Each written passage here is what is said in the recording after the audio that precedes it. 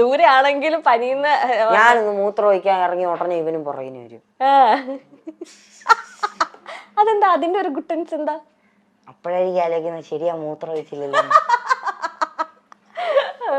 അതുവരെ വെറുതെ വിട്ടേക്കുവാ, നിസ്സാരമായിട്ട് മൂത്രം ഒഴിക്കുന്നത് അല്ല.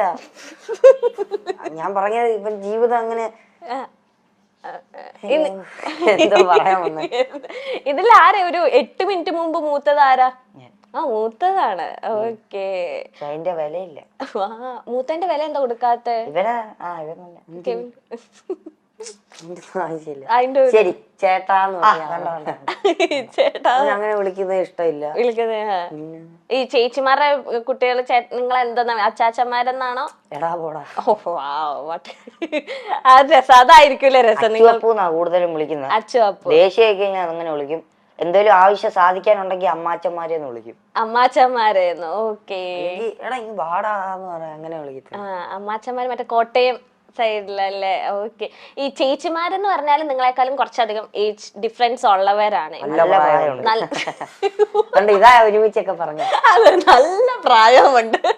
അതെ, അവരും കെട്ടി അവർക്കും കുട്ടികളുണ്ട്. അപ്പം ചേച്ചിമാരെ നിങ്ങൾ ഒരു അമ്മയ്ക്ക് തുല്യ ഒരു ചേച്ചി അമ്മ എന്നൊക്കെ പറയുന്ന പോലെ തന്നെ ആയിരിക്കുമല്ലോ നിങ്ങളെ കുഞ്ഞുനാൾ തൊട്ട് നിങ്ങളുടെ മേജർ ഡിസിഷനിൽ പപ്പയുടെ മമ്മിയുടെ ഒപ്പം തന്നെ ചേച്ചിമാരും പളിയന്മാരൊക്കെ ഉണ്ട്. അപ്പം ചേച്ചിമാരായിട്ടുള്ള ആ ഒരു ഗിവ് ആൻഡ് ടേക്ക് അല്ലെങ്കിൽ ആ ഒരു ഇന്റിമസി ഒക്കെ എങ്ങനെയാ?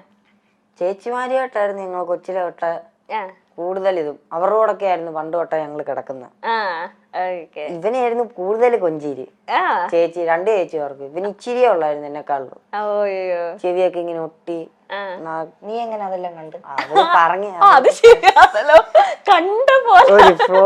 ഇവന്റെ ഒരു ക്വാളിറ്റി അല്ല, വൃത്തിയിട്ട ക്വാളിറ്റി ഇതാ.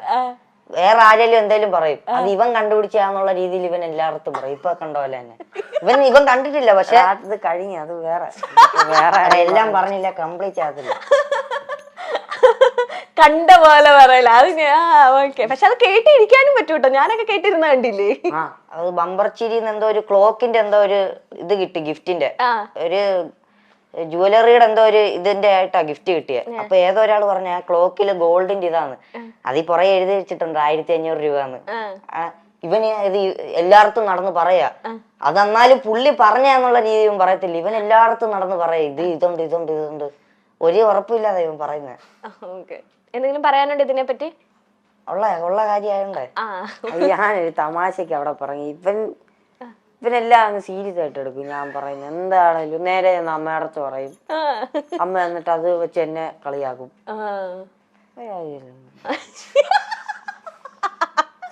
ഓക്കെ. നമ്മൾ പറഞ്ഞു തരുന്നത് ചേച്ചിമാരെ ഏറ്റവും കൂടുതൽ കൊഞ്ചിച്ചോണ്ടിരുന്ന കെവിനെ ആയിരുന്നു. 2 ചേച്ചിമാരും.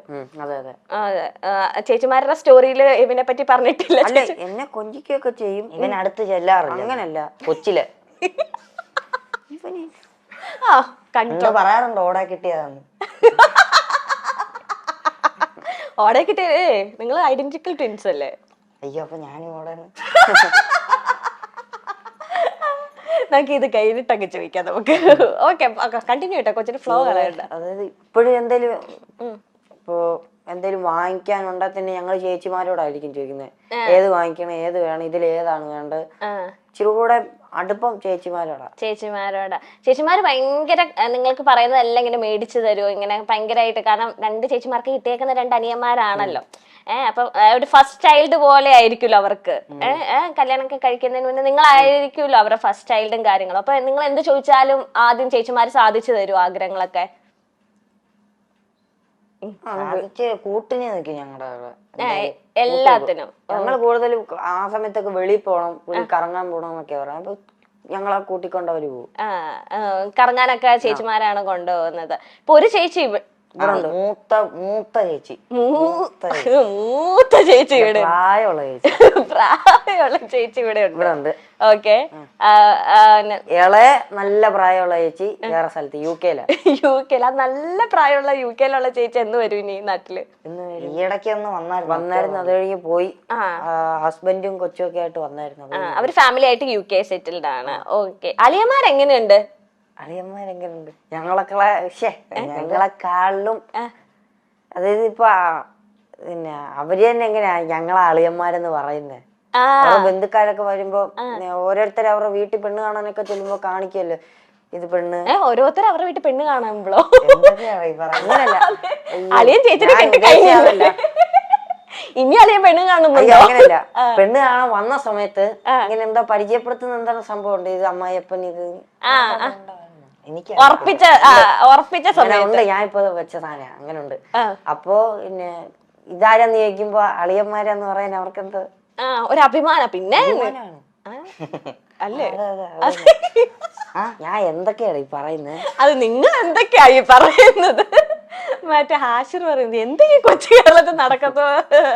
ഓക്കെ, അല്ല അളിയന്മാര് എങ്ങനെ എടാ പോടവരെ നിങ്ങൾ തോളത്തൊക്കെ ഇട്ട് എന്നെ ഉണ്ട് അങ്ങനെയൊക്കെയാണോ? അങ്ങനെയൊന്നുമില്ല. അങ്ങനെയൊന്നുമില്ല.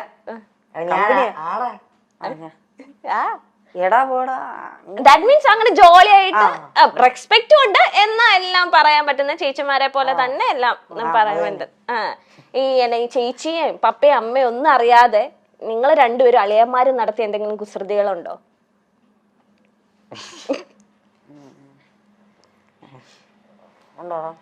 അങ്ങനെ ചോദിച്ചാ അങ്ങനെ ഇല്ല. അങ്ങനെ കാര്യം ഇത്ര നേരം ഇരുന്നപ്പോ പുറത്ത് എന്തെങ്കിലും ഞാനും പ്രതീക്ഷിച്ച എന്തെങ്കിലും ചേച്ചിമാരെ അങ്ങനെ നിങ്ങൾ അളിയൻ ഗ്യാങ്സ് അങ്ങനെ ഒന്നും ഒപ്പിച്ചിട്ടൊന്നുമില്ല. ഈ സീക്രട്ടുകളൊക്കെ മനസ്സിൽ ഇരിക്കാത്തത് ആർക്കാ നിങ്ങളെ രണ്ടുപേരുടെ ഇടയില്? വെളിയിൽ പറയുന്നത് ആരാ?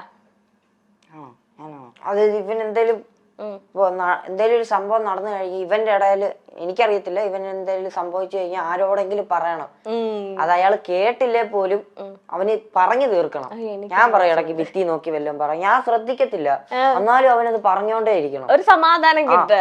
ഓക്കെ, അതല്ല എന്തെങ്കിലും ഇപ്പം എവിൻ പറയാണേടാ ഇത് വീട്ടിൽ പറയല്ലോ നമുക്ക് അങ്ങനെയൊക്കെ പറഞ്ഞിട്ട് ഇങ്ങനെ അമ്മയോടോ പപ്പയോടോ ഒക്കെ പറഞ്ഞിട്ടുണ്ടോ? വീട്ടിൽ പറയാ ഉണ്ടോടാ? ഇല്ല, അങ്ങനില്ല. ഈ പറഞ്ഞ പോലെ തന്നെ എനിക്ക് ഒളിപ്പിക്കാൻ അറിയത്തില്ല രഹസ്യം. അല്ല, രഹസ്യങ്ങൾ അങ്ങനെ ഇല്ല.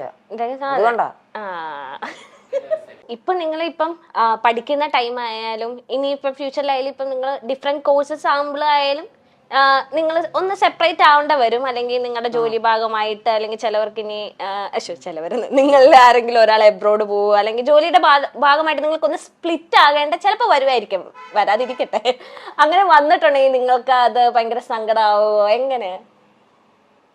സങ്കടമൊന്നുമില്ല. സങ്കടമായിട്ടല്ല, ഇപ്പൊ എപ്പോഴും ഞങ്ങള് തമ്മിൽ സംസാരം വീട്ടിലാരേലും ഇല്ലേ, ആ ഒരു ചെറിയ ഒറ്റപ്പെടലേ ഉള്ളു, അല്ല സങ്കടമായിട്ടില്ല. അല്ല അവിടെ ചെന്ന് കഴിയുമ്പോ ആരേലും ഒക്കെ കൂട്ടിന് കാണുമല്ലോ സംസാരിക്കും. അതിപ്പോ ഇരുന്ന് പറയാം, എന്നാലും 2 ദിവസം കഴിയുമ്പോ എടാ നീ എവിടെയാ അങ്ങനെ വിളിക്കാറുണ്ട്. അങ്ങനെ വിളിക്കാറില്ല, ഒരു മൂകത കാണും. അങ്ങനെ വിളിക്കേണ്ട ആവശ്യം നിങ്ങൾക്ക് ഇപ്പൊ വന്നിട്ടില്ല. ഇപ്പൊ നിങ്ങള് 24/7 നിങ്ങൾ ഒരുമിച്ചായിരിക്കും. അങ്ങനെ വന്നിട്ടുണ്ടെങ്കിൽ നിങ്ങൾ രാത്രി കിടക്കുന്ന നേരത്തെ എപ്പോഴെങ്കിലും അങ്ങനെയൊക്കെ ചിന്തിച്ചിട്ടുണ്ടോ? ഇനി നമ്മൾ കുറച്ചു നാൾ കഴിയുമ്പോ പഠിത്തത്തിന്റെ ആവശ്യമായിട്ടോ ജോലിയൊക്കെ ആവശ്യമായിട്ടോ? അങ്ങനെ ചിന്തിക്കുമ്പോ എന്തോ ഒരു എക്സൈറ്റ്മെന്റ് കാര്യം, ഇത്ര നാൾ ഒരുമിച്ചല്ലേ, ഇനിയും പോകുമ്പോ എങ്ങനെയായിരിക്കും അറിയാൻ. കളർഫുൾ ആയിരിക്കുമോ എക്സൈറ്റ്മെന്റ് ആന്നൊക്കെ. പിരിയാനല്ല, എങ്ങനെ ഇരിക്കും? ഇമോഷൻസ് ഒക്കെ ഏറ്റവും കൂടുതൽ ആർക്കാ? കരയുന്ന മാത്രല്ല, അല്ല കരയുന്നല്ല ഉദ്ദേശിക്കുന്നത്. എല്ലാ കൂടുതല് ദേഷ്യമാണെങ്കിൽ ദേഷ്യം കൂടുതൽ ഇവന്, വിഷമാണ് വിഷമം കൂടുതൽ ഇവന്, വാശിയോ? എല്ലാ ഇമോഷൻസും നിങ്ങൾ എവിനാണ് ഏറ്റവും കൂടുതൽ അല്ലേ?